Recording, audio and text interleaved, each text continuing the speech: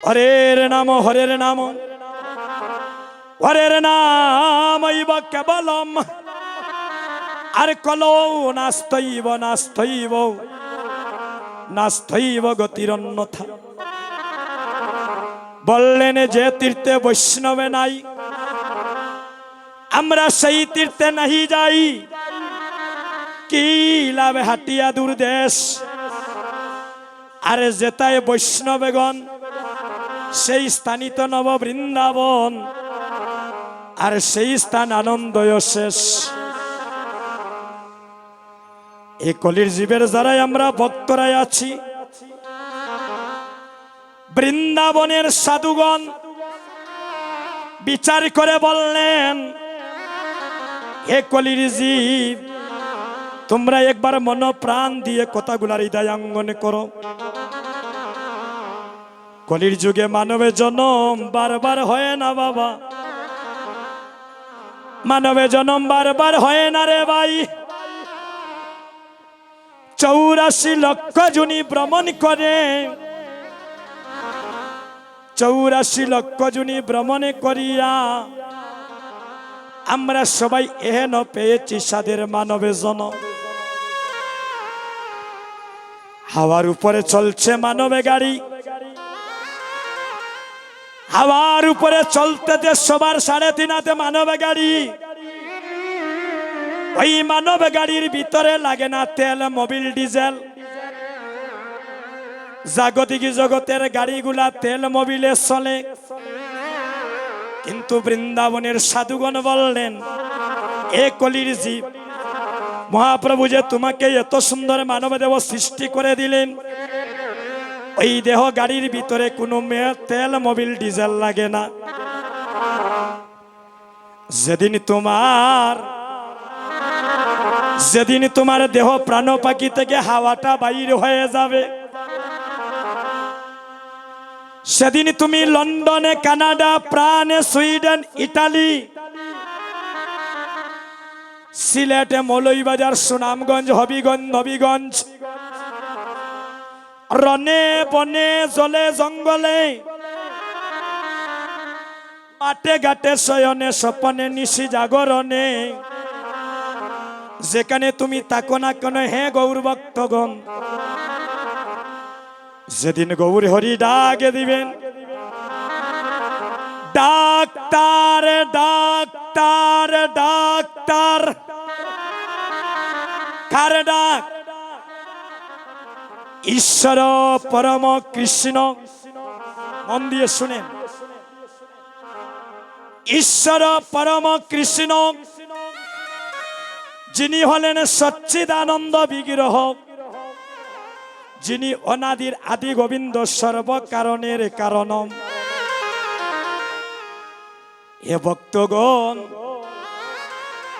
যেদিন আমার গৌরী সুন্দরে ডাকে দিবেন, সেদিনই চিরজনমের মতো টাকা পয়সা, জ্ঞাতি গোত্র, আত্মীয় স্বজন, বন্ধু বান্ধব সবাইকে ছেড়ে চিরজনমের মতো আপনাকে আমাকে আপন দেশে চলে যেতে হবে। ডাক্তার হলেন Shri Gauranga, doctor doctor doctor,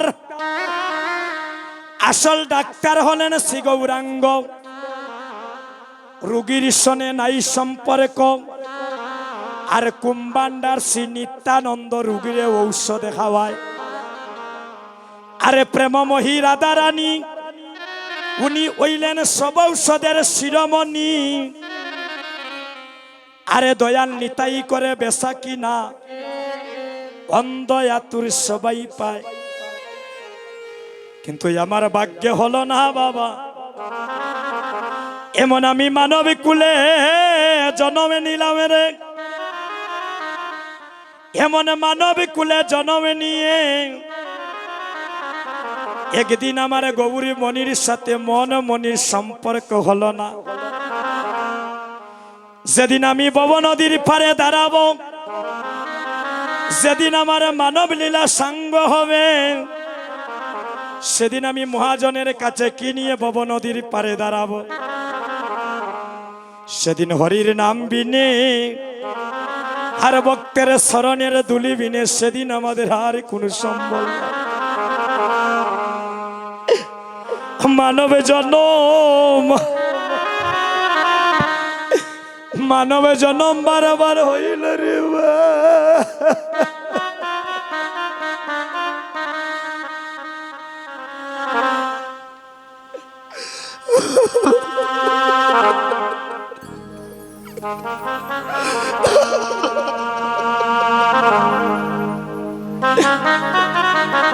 মানবে জনম বারবার হয় না বাবা, কখনো জানি প্রাণ পাখি ডুবি দিবি,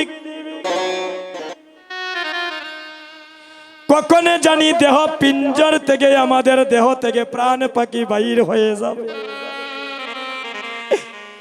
এমন সাদের মানবে জনম,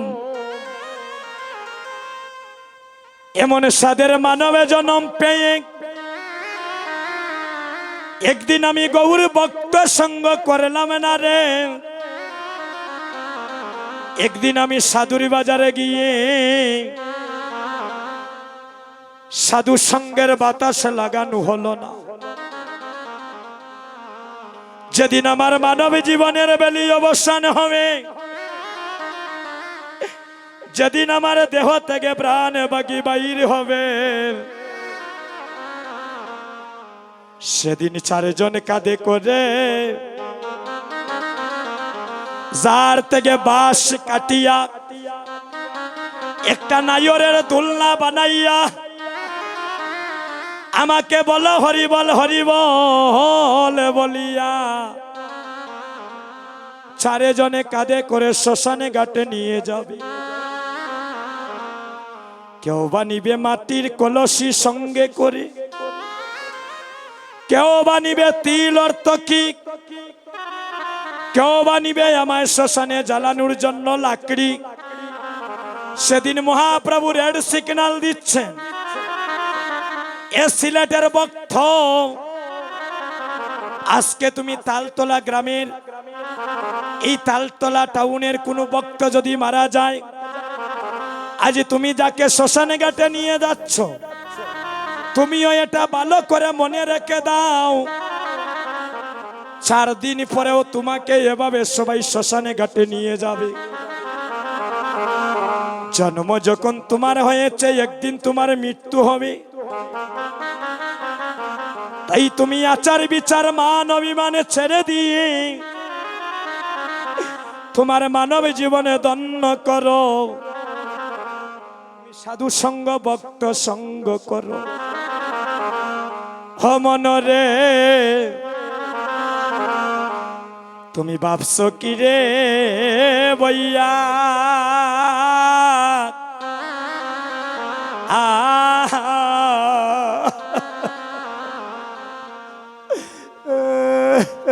ওরে শেষের বিয়া বিয়া হবে রেমন, ও মনে তোমার শ্মশানে ঘাটে কাটতে গিয়া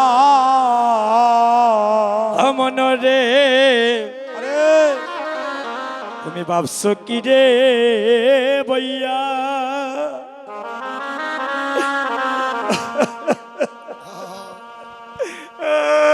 ওরে শেষের বিয়া বিয়া হবে এমন, মনে তোমার শ্মশানে ঘাটে কাটে গিয়া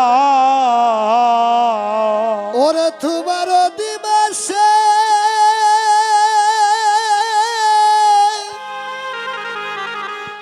ওরে স্বামী করে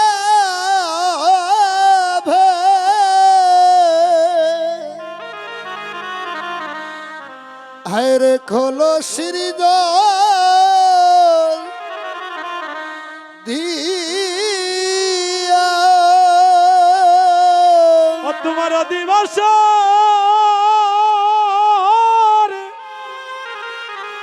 ওরা স্নান করাবে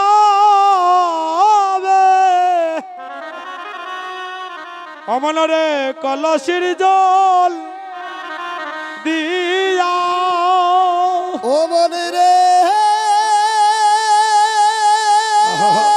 দিবাসে ওরা শনি করে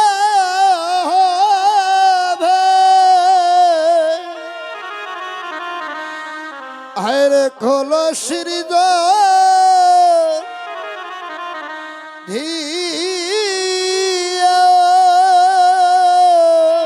অমনরে আদিবাস ওরা স্নান করাবে হরি বল হরি বল। আরে কলসির জল দিয়া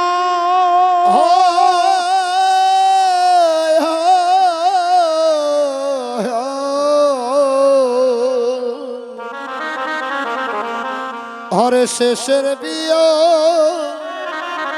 হবে রে তোমার শ্মশান ঘাটে গিয়া অমনরে মনরে ভাবছ কিরে বইয়া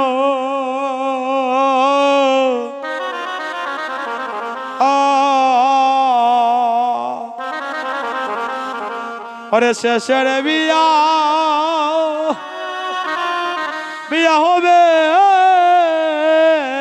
রে মন ও তোমার শ্মশান ঘাটে কাটে গিয়া ভাষণ মনোরে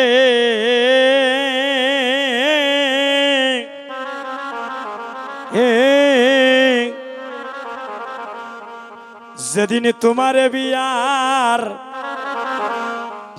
বিয়ার অধিবাস আইরে কাটে বেজারে ওই যারের কাছা কাছাবাস তোমার ভাই বন্ধু সকলে মিলিয়া হা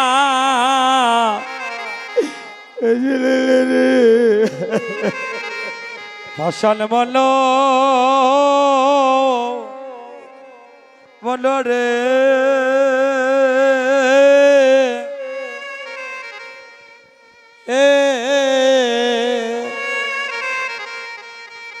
যেদিন তোমার বিয়ার দিবা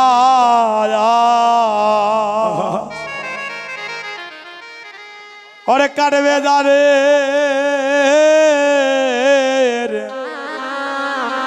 যারে রই কাচাবাস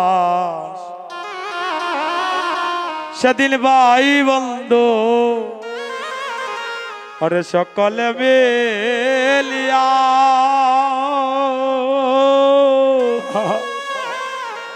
ও পাশান মনরে ও মনে রে তোমার বিয়ে ওরা দেখ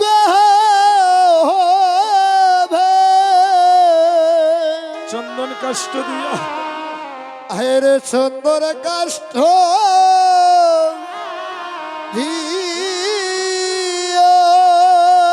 জুকার দাও গো মাইরে জুকার দাও। হরি বল হরি বল। বিয়ার যজ্ঞ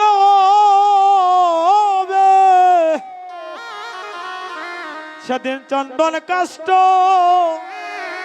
দিও ও মনে রে তোমার বিয়ে ওরে দেখ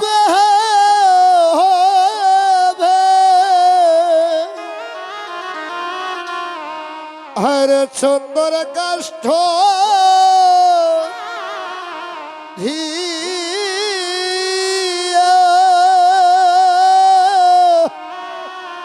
আ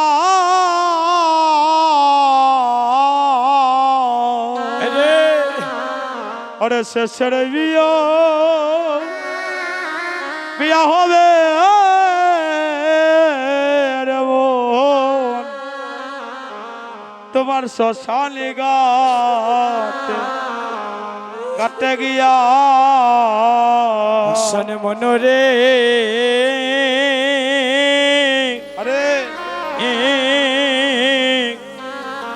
সেদিন আতর গোলাপ আরে চন্দনে দিয়া দিবে তোমায় জন্মের মত সবাই সাজাইয়া অতবার ভাই বললি ওরে সকলে মিলিয়া ও পাষাণ মনরে আসান মনরে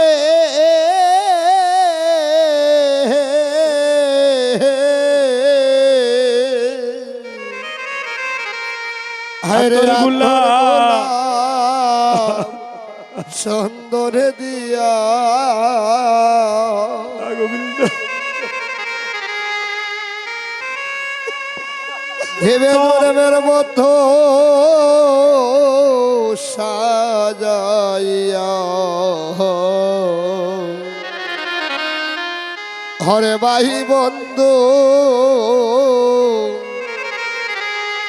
সকলে মেলে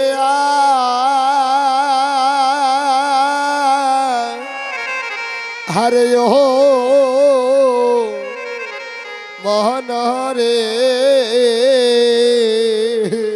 পাষাণ মনরে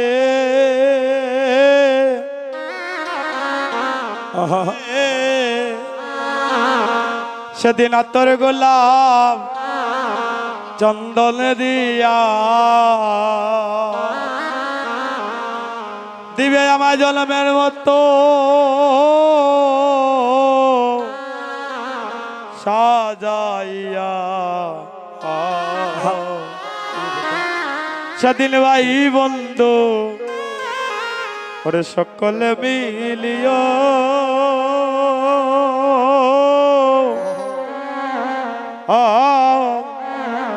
পাষাণ মনরে ও মনরে সেদিন মাই ওরে দিও রে বিধাই মধুর কৃষ্ণ নাম হরি বল হরি বল হরি বল শোনাই সেদিন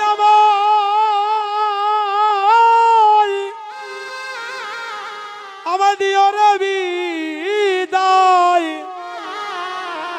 মধু কৃষ্ণ নাম শোনাইয়া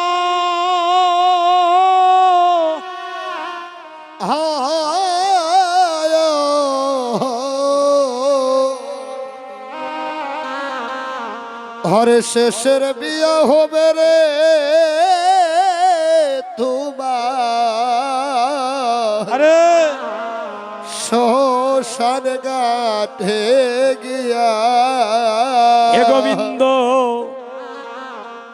যদি তুমি আর আমাকে কোনোদিন মানব কুলে জন্মে দাও আমার আরে কোনো ধনির ঘরে জন্মে দিও না এদিন হীনের বন্ধু অনাথের না শুনবেন আসিয়া অদ্বৈত রায়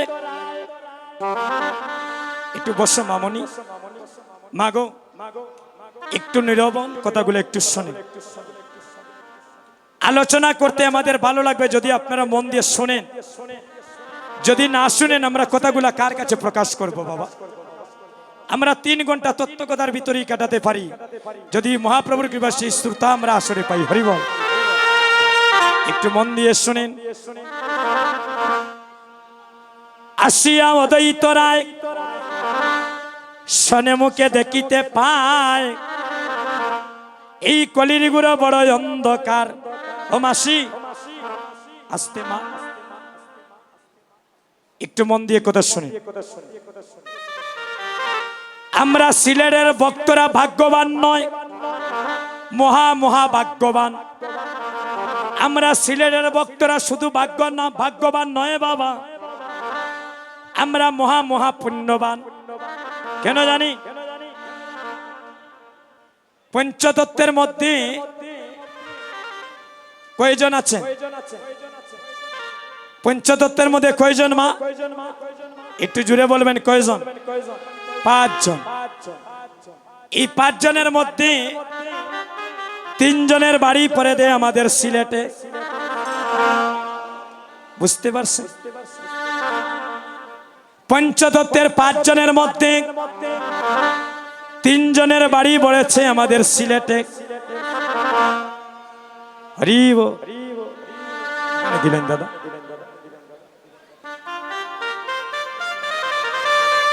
এই 3 জন কে গো? ও মায়েরা, বলে সর্বপ্রথম শিবাস পণ্ডিত, যার বাড়ি আমাদের বিয়ানীবাজার পণ্ডিত পাড়া পঞ্চকণ্ড। মন দিয়ে শোনেন, এই সিলেটকে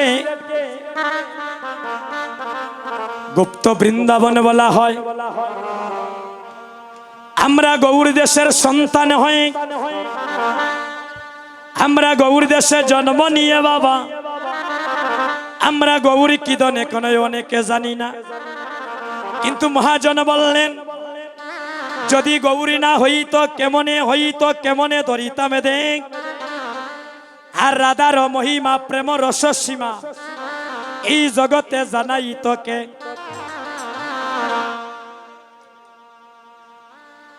রাধা বাবে হরিভক্তি জীবের নিস্তার, আরে 3 বাঞ্ছা পুরাইতে কলিতে হইলেন গৌরাঙ্গ অবতার। শিবাস পণ্ডিতের বাড়ি আমাদের বিয়ানীবাজার পণ্ডিত পাড়া পঞ্চকণ্ড, যার নামে মহাপ্রভু শ্রীঅঙ্গন করে দিলেন। আমার ভগবান বললেন, আমার ভক্ত আছে যেখানে আমি চাই সেখানে, আমার ভক্ত নাই যেখানে আমি নাই সেখানে। কেন মহাপ্রভু? কেন মহাপ্রভু শিবাসের নামে অঙ্গনটা করে দিলেন? বলে মহাপ্রভু শিবাসের প্রেম ভক্তির কাছে ঋণী হয়ে গিয়েছিলেন। ও বাবা, ভগবানের মা বাবা আসেনি? ভগবান বললেন, আমার মা নাই, আমার বাবা নাই, এই জগতে আমার বন্ধু নাই, তবে যেজন আমায় আপনি করে নেয় আমি জনমে জনম তার হয়ে যাই। একটু মন দিয়ে শুনেন, আমরা তত্ত্বের মধ্যে এখন প্রবেশ করতেছি। যশোমতির সাথে ভগবানের কি কন্টাক্ট করা যে আমি খালি জন্মে জন্মে তোমার মা হইম? ও মায়েরা, আপনারাও ভগবানের মা হতে পারবেন, আপনারাও ভগবানের বাবা হতে পারবেন। কেমন করে জানেন? যদি মা যশোমতির মতো আর নন্দ মহারাজের মতো ভগবানকে যদি আপনি করে নিতে পারেন,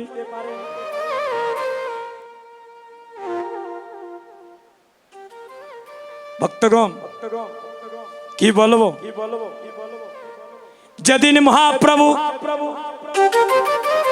শ্রীবাসের অঙ্গনে কীর্তনে করেছিলেন, এই কীর্তন চলায় অবস্থায় শিবাসের ছোট্ট পুত্র, নাম ছিল তার গোপাল। হাতে দিয়ে দেন মা।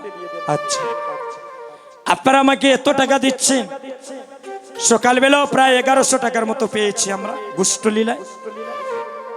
এই টাকাগুলা আমি আমার নিজের সেবায় লাগাই না বাবা। আমি ভারতের বৃন্দাবনে কীর্তনে গিয়েছিলাম। ভারতে তো আমরা প্রচুর কীর্তন করি, তবে ওই বৃন্দাবনেও আপনাদের আশীর্বাদে কীর্তন করেছিলাম। ওই বৃন্দাবন থেকে আসার সময় একটা আমি কিনে এনেছিলাম, এতটুকু বড়।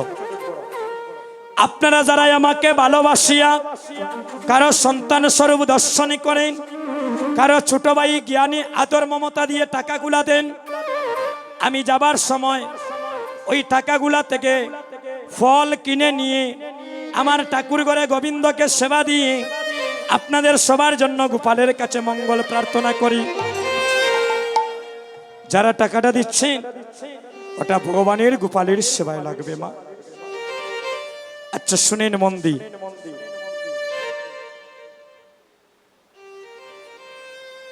শ্রীবাসের সন্তান মারা গিয়েছে, কিন্তু শ্রীবাস সন্তান মারা যাওয়ার পরেও সন্তানকে দেখতে যান নাই। কেন জানেন? সেদিন মহাপ্রভু শ্রীবাসকে প্রশ্ন করেছিলেন, শ্রীবাস রে, তোমার সন্তান মারা গিয়েছিল, তুমি কেন কীর্তন বন্ধ করলে না?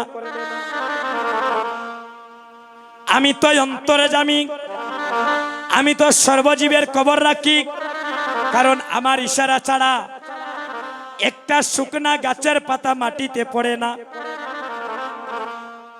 তখন শ্রীবাস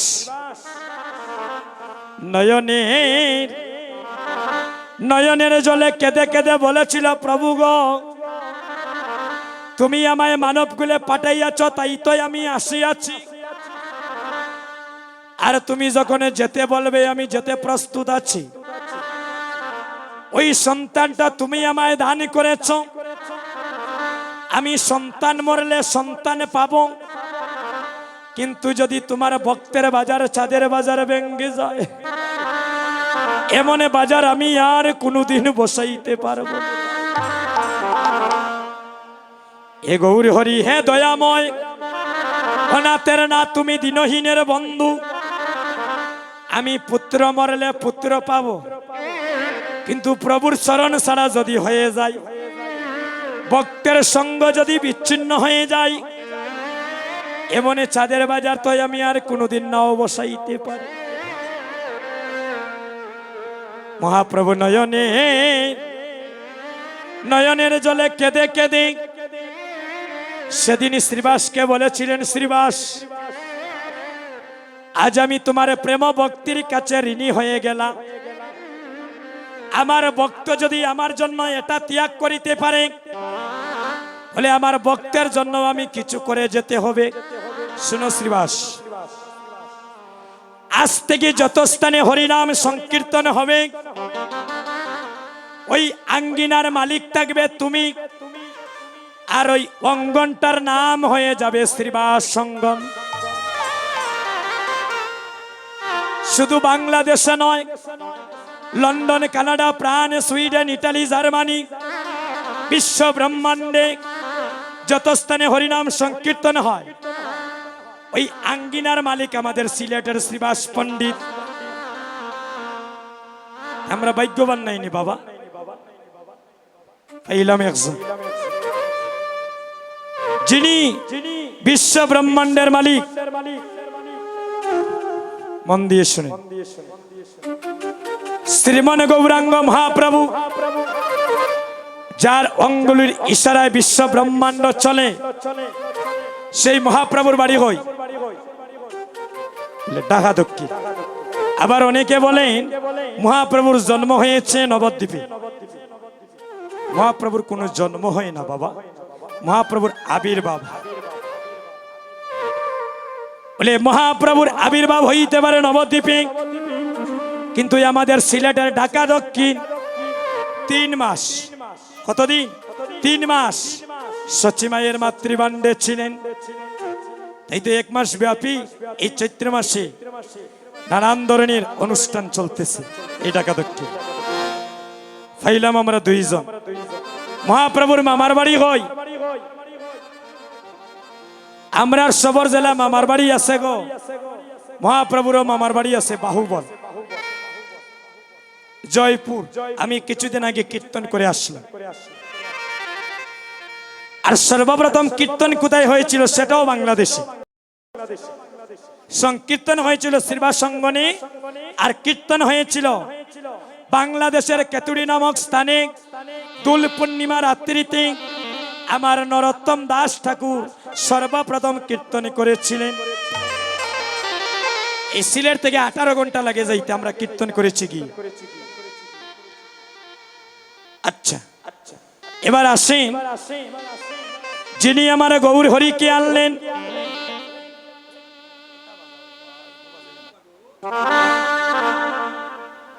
যিনি আমার মহাপ্রভুকে আনলেন, ওনার বাড়ি হই পঞ্চদতের বাম পাশে সাপ দাড়িওয়ালা বুড়ু গুসাই, মাথার মধ্যে ফাঁকনাসু বলে। তার বাড়ি সুনামগঞ্জ জেলা তাহিরপুর থানা নবগ্রামে জন্মগ্রহণ করলেন।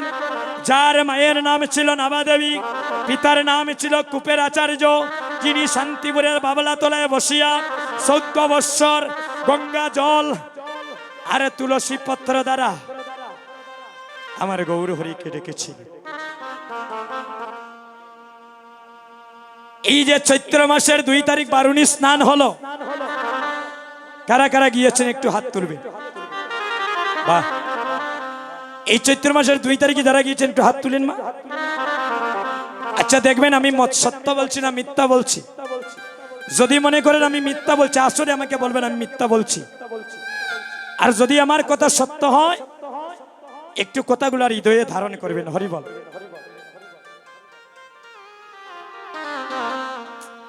যে নদীতে স্নান করলেন, আপনারা যে স্নান করেন না, ওই নদীটার নাম কি? বলে ওই নদীটার নাম হচ্ছে জাদু কাটা নদী। আমি 9 বৎসর কীর্তন করেছি ওই অদ্বৈত প্রভুর বাড়িতে। ওই এলাকার ভক্তরা ভীষণ ভালোবাসে। এই গত বছর যখন কীর্তন করলাম, গেলাম অদ্বৈত প্রভুর বাড়িতে আমরা সবাই দর্শন করিতে। গিয়ে দেখি লন্ডন থেকে 3 জন ভক্ত এসে এই অদ্বৈত প্রভুর বাড়ির ধুলার মধ্যে গোড়াগড়ি যাচ্ছে। কিন্তু আমরা গৌর দেশের মানুষ হয়ে এখনো অনেক আছি দাদা, এই তীর্থধামগুলো এখনো দর্শন করার সৌভাগ্য হয়নি। যিনি 14 বৎসর কোনো খাওয়া দাওয়া নাই, 14 বৎসর গঙ্গা জল আর তুলসী পত্র দ্বারা মহাপ্রভুকে ডেকেছিল। অদ্বৈত প্রভুর শিশুকালে নাম ছিল কমলাক্ষ। যারা গিয়েছে দেখবেন পঞ্চদত্ত মন্দিরের পাশে একটা দুর্গা মন্দির আছে, এখনো আছে না? ওই সময় আমল ছিল দিব্যসিংহ রাজার আমল। দিব্যসিংহ রাজার কুলপুরোহিত ছিলেন আমার অদ্বৈত প্রভুর পিতা কুপের আচার্য। মন দিয়ে শুনে, প্রতিদিন সবাই মায়ের মন্দিরে যায়। মায়ের মন্দিরে গিয়ে কি করে? তারা মা দুর্গাকে সবাই প্রণাম করে। একদিন শিশুপুত্র কমলাক্ষ, কমলাক্ষ কার নাম? বলে অদ্বৈত প্রভুর শিশুকালে নাম ছিল কমলাক্ষ। ও মায়েরা, পিতার কনিষ্ঠ আঙ্গুলে ধরিয়া, আমাদের হাতের মধ্যে আঙ্গুল কয়টি? 5টা। মায়েরা সন্তানকে কোন আঙ্গুলে কামড় মারেন? ওইটা।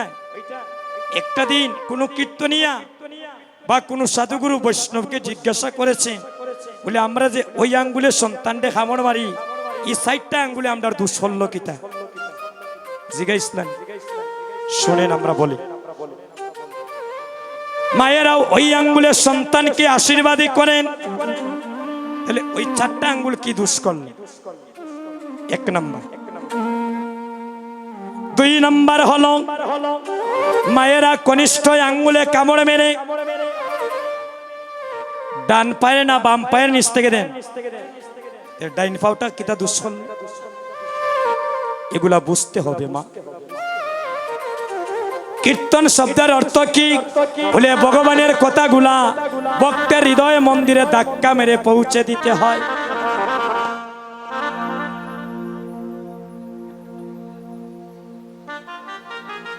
আস্তে আস্তে বাবা, এই দেখেন আজ শিশুপুত্র কমলাক্ষ কনিষ্ঠ আঙ্গুলে ধরিয়া মায়ের মন্দিরে যাচ্ছে। মায়ের মন্দিরে গিয়ে দেখেন, এই দেখেন স্ট্যান্ডটা দেব, একটু দেখেন মা। দুর্গা মায়ের মন্দিরে গিয়ে, এটা সুনামগঞ্জের ঘটনা, কিন্তু এটা আমাদের সুনামগঞ্জের ঘটনা। মায়ের মন্দিরে গিয়ে সবাই মা দুর্গাকে প্রণাম করছেন। বৃদ্ধ বয়স থেকে নবীন বয়স থেকে শিশু বয়স পর্যন্ত, পণ্ডিত জ্ঞানী গুণী মানি সবাই মা দুর্গার চরণে গিয়ে প্রণাম করছেন। এবার মায়ের মন্দিরে গিয়ে শিশুপুত্র কমলাক্ষের হাতটা ছেড়ে দিয়ে অদ্বৈত প্রভুর পিতা কুপের আচার্য, এই দেখেন, গিয়ে মাকে প্রণাম করছে। এবার শিশু সন্তানকে বলছেন, বাবা আমি তো মা দুর্গাকে প্রণাম করলাম, হ্যাঁ এবার তুমি মাকে প্রণাম করো। 12 বছরের শিশু সন্তান কোনো কথা বলছে না। কমলাক্ষ, কমলাক্ষ,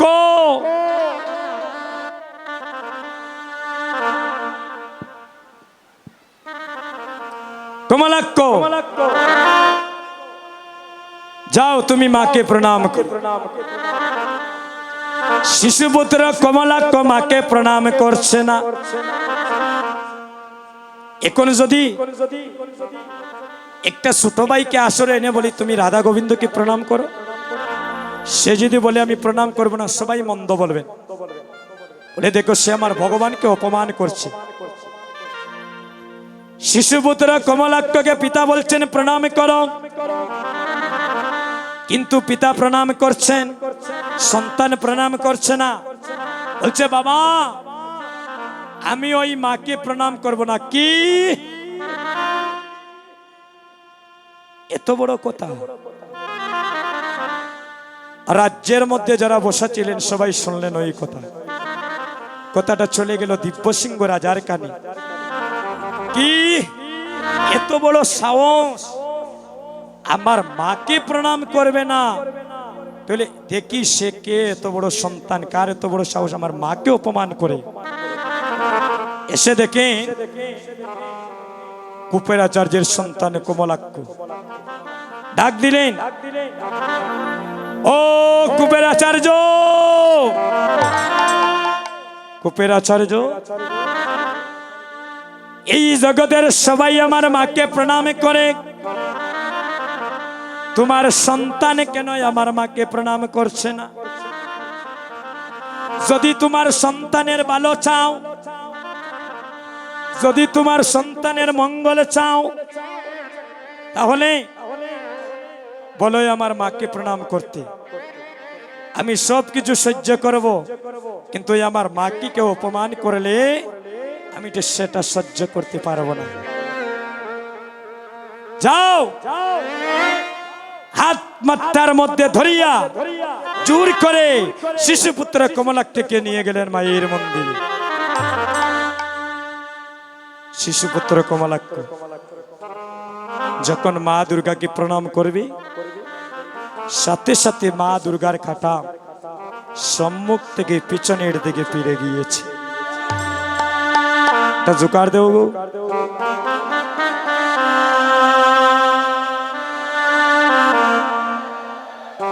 সম্মুখ থেকে পিছনের দিকে ফিরে গিয়েছে। কেন? মা কেন প্রণাম গ্রহণ করলেন এই 12 বছর সন্তানে? মা দেখলেন উনি হচ্ছে আমার স্বামী দেবের দেব মহাদেব, আমার স্বামী তো আমাকে প্রণাম করিতে পারে না। সাথে সাথে দিব্যসিংহ রাজা বললেন বেরিয়ে দাও, সে কোনো মানব নয়, তার ভিতরে কি অলৌকিক বস্তু আছে। সাথে সাথে কুপের আচার্য আমার অদ্বৈত প্রভুকে নিয়ে শান্তিপুরের বাবলা তলায় চলে গেলেন। শান্তিপুরের বাবলা তলায় বসে বললেন তুমি আমার গৌর হরির আরাধনা করো। এই কলির জীবকে উদ্ধার করতে হলে মহাপ্রভুকে দৌড়াদামে আনতে হবে। কি করলেন? শান্তিপুরের বাবলা তলায় বসিয়া গঙ্গা জল আর তুলসী পত্র দ্বারা আমার ছিলেন শ্রীযুক্ত হীরেন দাস দুষ্কি ছিলেন। উক্ত হরিনাম সংকীর্তনে আপনারা সবাই আমন্ত্রিত। আচ্ছা, আরেকটি কীর্তন অষ্টপ্রভী নামলীলা সংকীর্তন মহোৎসব, তারিখ হচ্ছে 20, 21, 22 চৈত্র, 4, 5, 6 এপ্রিল। আয়োজনে গীতাসংঘ ফণিটুলা ছিলেন। কীর্তনীয় সেন শিবানন্দ বৈষ্ণব ছিলেন, বিধুচন্দ্র ছিলেন, চম্পারানী দাস করেরপাড়া ছিলেন, গিরিরাজ দাস জুয়েল ছিলেন এবং রাজীব দেশ সুনামগঞ্জ। দাদা কি বলতে চাইছিলেন?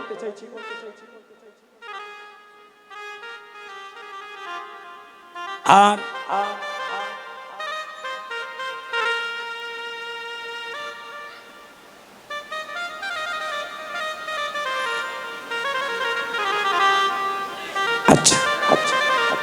আমাদের একটা সনাতন ধর্মের ভাই, নাম তার হচ্ছে অভিজিৎ চৌধুরী, বয়স মাত্র নবীন, বয়স 14 বর্ষ। তার সমস্যা হচ্ছে মেরুদণ্ডতে হাড় বাঁকা হয়ে গিয়েছে। তার বাড়ি গাড়ি সব কিছু বিক্রি করে চেন্নাই সিএমসি হাসপাতালে বর্তমানে চিকিৎসাধীন আছে, কিন্তু খুব বেশি ব্যয়বহুল চিকিৎসা। তো ভক্তগণ, তার জন্য আপনারা একটু আশীর্বাদ করবেন, সে যেন তাড়াতাড়ি সুস্থ হয়ে আবার যেন আমাদের গৌড় দেশের মানুষ আমাদের গৌড় দেশে যেন আবার সুস্থভাবে ফিরে আসে। সবাই বলি হরে কৃষ্ণ হরে কৃষ্ণ কৃষ্ণ কৃষ্ণ হরে হরে, হরে রাম রাম রাম হরে হরে, হরে কৃষ্ণ কৃষ্ণ কৃষ্ণ হরে রাম রাম রাম হরে হরে। সুধীজন করের পাড়ার এই কীর্তনের আপনাদের কাছে ভক্তরা যাবেন, তারা ভিক্ষা করে কীর্তন দিচ্ছে।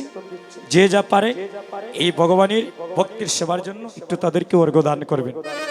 এবার আমার মহাপ্রভু নিত্যানন্দকে বলছেন, বলে নিতাই দাদা যাও কলির জীবের দ্বারে দ্বারে, হরে নয়নে দেখিবে যারে কৃষ্ণ নাম দিও তারে, নয়ন দেখিবে দ্বারে কৃষ্ণ নাম দিও তারে।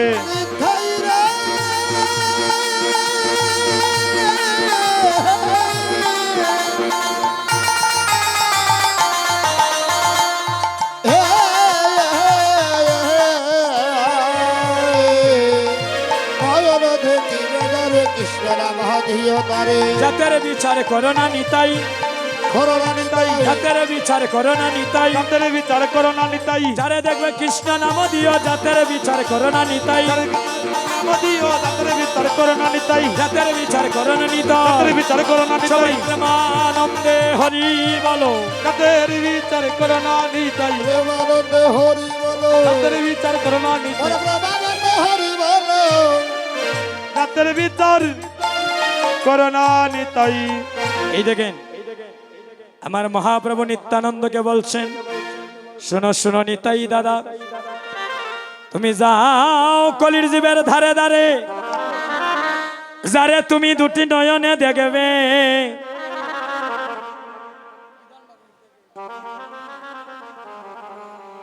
আরে তুমি মধুর কৃষ্ণ নামে দিবে। তখন নিত্যানন্দ বলছেন, ভাই যদি কলির জীবের কোনো ভক্ত নাম নিতে চায় না, দেখবেন একটা গ্রামে যদি কীর্তন হয় সবাই কি কীর্তনে অংশগ্রহণ করে বাবা? দেখবেন কেউ 50 কিলোমিটার দূর থেকে আসে, আর কেউ গ্রামের মধ্যেও থেকে সে ভক্ত সঙ্গ করতে সুযোগ পায় না। হরিবল। এই বলছেন শুনো, যদি কেউ নাম নিতে না চায়, আরে প্রথমে ধরিও হাতে, যদি না চায় নাম নিতে, প্রথমে ধরিও হাতে, যদি না চায় নাম নিতে। ও নিতাই রে, হরি বল।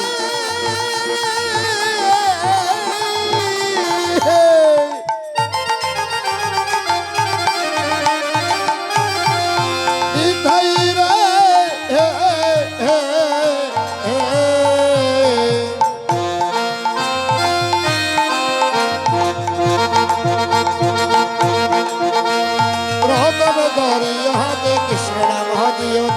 লুটাইয়া পড়িও তার পায়, ও হায় রে লোটাইয়া পড়িও তার ভাই, পায়ে ধরে নাম বিলাইও, ওরে পায়ে ধরে না বিলাইও, পায়ে ধরে নাম নাম বিলাইও, পায়ে ধরে নাম বিলাইও, কলির জীবের দ্বারে দ্বারে গিয়ে পায়ে ধরে নাম বিলাইও, বলি দিবে দাদা ভাইও বিলাইও, ভাইও পায়ে ধরে নাম বিলাইও, পায়ে ধরে নাম বিলাইও, প্রেমানন্দে হরি বলো, পায়ে ধরে নাম বিলাইও, হরি বলো পায়ে ধরে নাম বিলাইও, হরি বলো পায়ে ধরে নাম বিলাইও।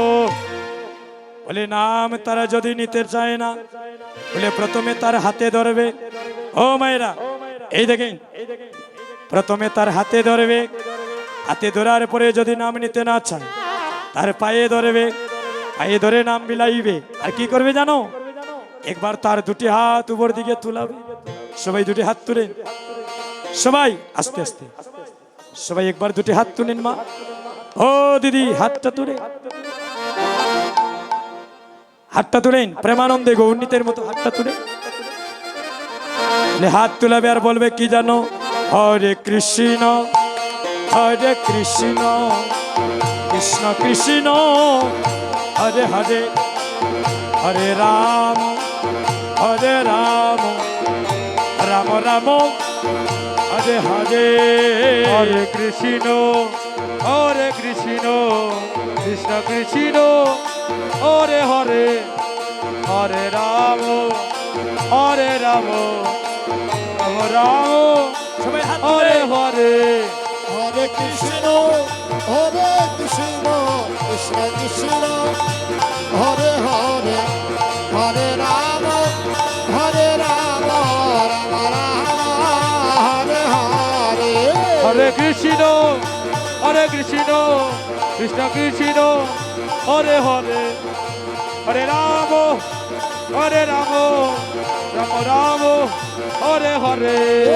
হরে কৃষ্ণ হরি বল। হরে কৃষ্ণ কৃষ্ণ কৃষ্ণ হরে হরে, হরে রাম হরে হরে।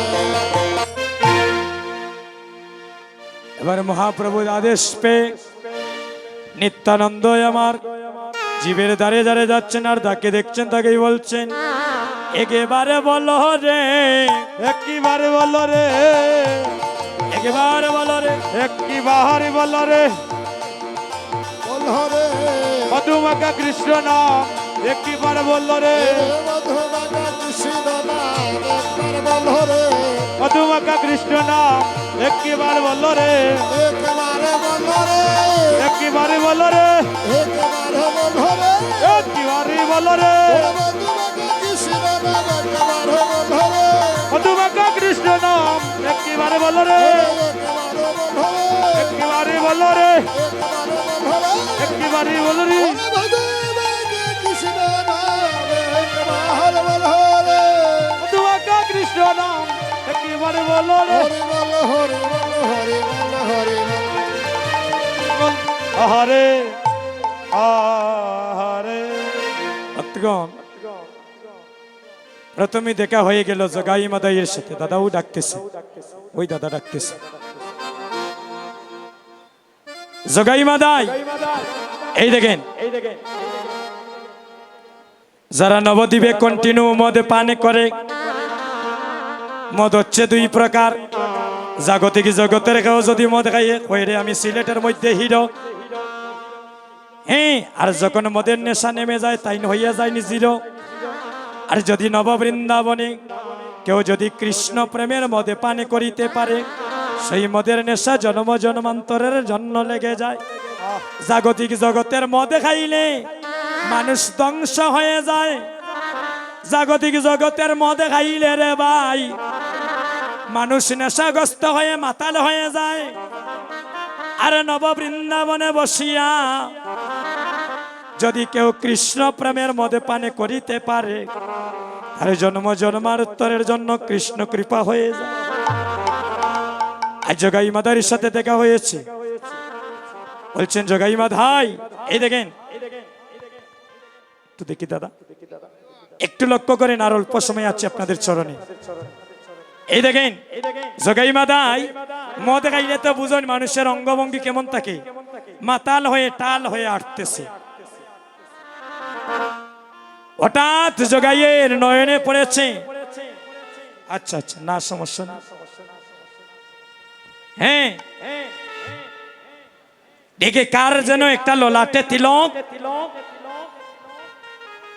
কাঁধে ভিক্ষারে ঝুলি, আর মাথায় একটা হরি নামের নামাবলী, আর নদিয়া রাজপথ দিয়ে হাঁটছে আর বলছে একেবারে বলো রে, একেবারে বলো রে, একেবারে বলো রে, একেবারে বলো রে, ওই সুদামাকা হরি নাম একেবারে বলো রে, ওই সুদামাকা হরির নাম একেবারে বলো রে, তোমার মানব জন্ম ধন্য করো একেবারে বলো রে, মানব জন্ম দান করো একেবারে বলো রে, একেবারে বলো রে, একেবারে বলো রে, একেবারে বলো রে।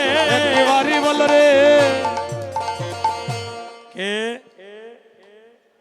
কে কে বলছে হরিবল বলার কথা? এই নবদ্বীপে এত বড় সাহস